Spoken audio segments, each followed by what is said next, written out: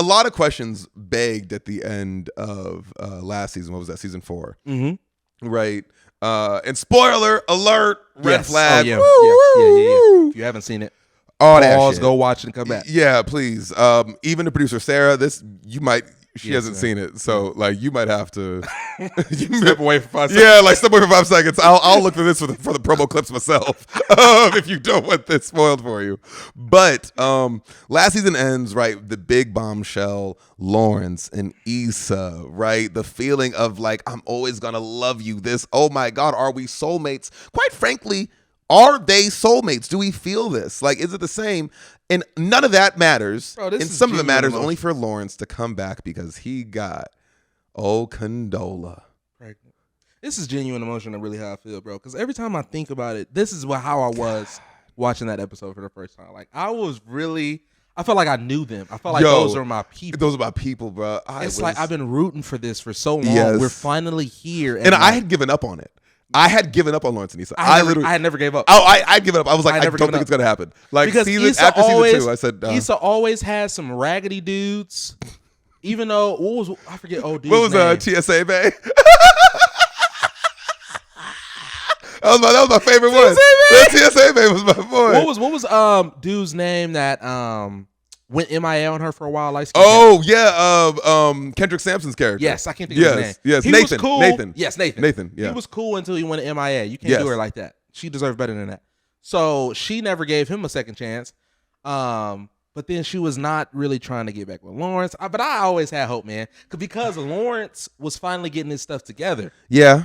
But while he was getting his shit together, he was making just as dumb decisions. I think his dating choices, the situations that he chose to get himself into when it comes, had bad dating choices. I'm not gonna knock just him for that. Oh, but we're talking about things that Lawrence said. We're talking specifically about Lawrence. Okay, go ahead. We're talking specifically about Lawrence. I'm just saying, cool. We could all say that Issa is still Issa D at the end of the day. Yeah. But Lawrence, albeit he was getting his shit together, he was still going through his own identity trespasses when it came to career, when it came to dating. Like, I still think the most triggering point of Lawrence's arc for me was the store scene that culminated in him with the two white women. It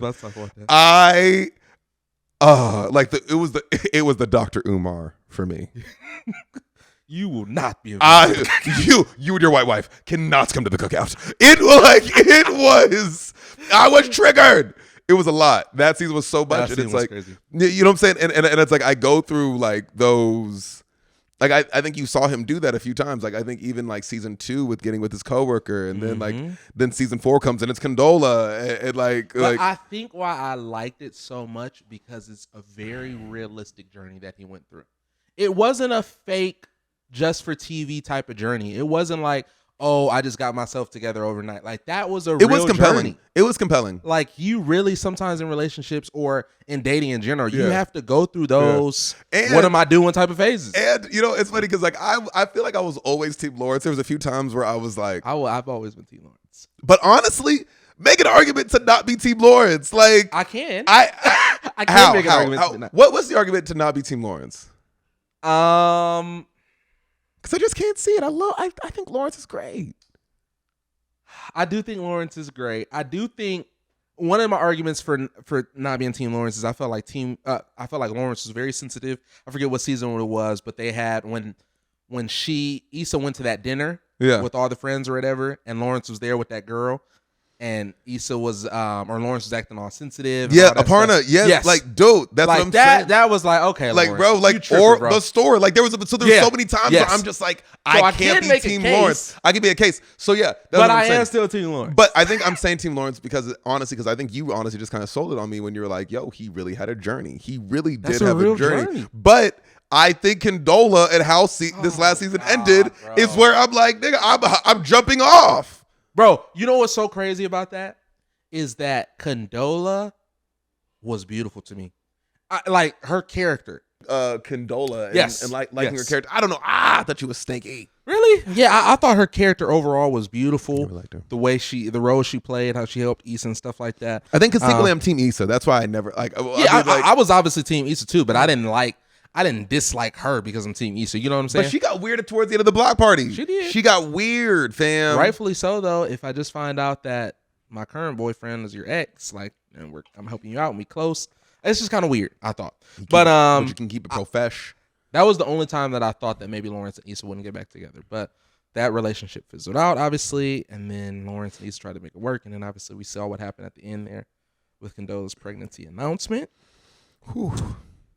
I don't know, bro. I've always been Team Lawrence. Obviously, there's cases you can make for why you can make a lot. Like you can make some cases to not be like, and it was hard. It got hard to always say remain to Team Lawrence. It did. It did. But I think Team Issa is just a lot more frustrating. It's hard to root for Issa on a lot of times. It is. And I think something that's important to point out is that Lawrence went through a real journey. Like that's sometimes what we go through in dating is like you have those what am I doing moments. Like he had, I think you mentioned at some point that the store scene that culminated with him and the two white girls. White women. So like, or Aparna, that was a whole different thing. Mm-hmm. You know, and with his coworker at first. Yeah, man. Like it was a lot of it was I don't know, but it was relatable because I feel like a lot. I think his dating experiences were also just very. I don't know, more still on dare I call him responsible side. Like I just feel like in LA, it's very easy to get caught up in some very unconventional dating experiences. Right. It really is. Not saying that I do, but like it's very easy. Like there's just a lot of stories I hear of people like dating in LA. And so I feel like despite what we saw on screen of Lawrence, he had, a very compelling, very relatable journey. And it wasn't anything overly dramatic, but it was something that like a lot of men can relate to as far as like trying new boundaries, trying new relationships. And really at the end of the day, just trying to find yourself in the midst of all of it. Mm-hmm. Something that I know you said it was hard at times to root for Team Issa, a team that was nearly impossible to root for. Oh, you mean the elephant in the room? Yeah. The one that really we're not supposed to critique, but we must critique? Oh. That. You mean team No, ain't nobody Team Molly, and it's dumb. She is the most self-sabotaging character on the show, and it's like there is I don't want this to be the no filter segment by any means, because it's not that time. I got plenty of smoke for that. But like Jesus, man, like Molly is her own worst enemy, and I think like she's like I don't know, she's written that way as a character. She shout out to Yvonne for just she plays that character beautiful and a compelling character, but it's really like really good. When she has everything, she still wants to ruin it, and it's not enough for her. I think a lot of her relationship issues, and me and you have talked about this off air, is they stem back to her father, as we see in the show. But what's wild, she didn't even know about her father shit until season 3, and even then, that's something that like your parents and your father like have forgiven for each other for years. Like they ain't even tripping on that shit no more, and she's using that as an excuse to be right about men not being and shit. Her mom, or her like, and her mom tried to free her from that. Like, listen, I'm okay with what happened. Like. Blah, blah, blah. Like, I forgive him. Like, you need to move on. But it just, what that noted or what that symbolized for me is how some people sometimes are comfortable being in their own bondage. Subconsciously at times, too. Jesus. Sometimes you. Wow. Sometimes without knowing, you have let everything that's happened to you in life and all of your issues that happen and, men ain't no good, women ain't no good, I can't do this, I can't do that, because of all the issues that you have had in your past that you won't let go. And somebody's trying to free you from that, but because you want to stay stuck in this, the world is against me mentality. But what do they say, right? Most people in life would rather be right than be happy. Well, being right can sometimes cause you to be locked up. Most times. Yeah. Right, most times, and I think that's just what it has transpired for Molly's character, and I think that also leads me as to why I say I don't personally think that Issa and Molly are right for each other as friends. See, that's where we disagree. And I also don't think that like Molly is healthy for Issa. Like I don't think Issa's healthy for Molly. I just think that like they've had a good journey, but maybe like most relationships, I think in your adult life you start realizing that maybe the only thing that we have in common is the college we went to, the high school we went to, the town we're from, the one night the few nights we had as boys or as friends, platonically, right, in the club or at these events. Like maybe sometimes we're forcing relationships that don't need to be forced. Yeah, and I feel like that's Issa and Molly. Like I just feel like I would, after the shit that transpired between of a friend and I, like had a beef like that, I would not be friends anymore. I wouldn't. I don't feel like Molly or Issa did any foul stuff, in my opinion.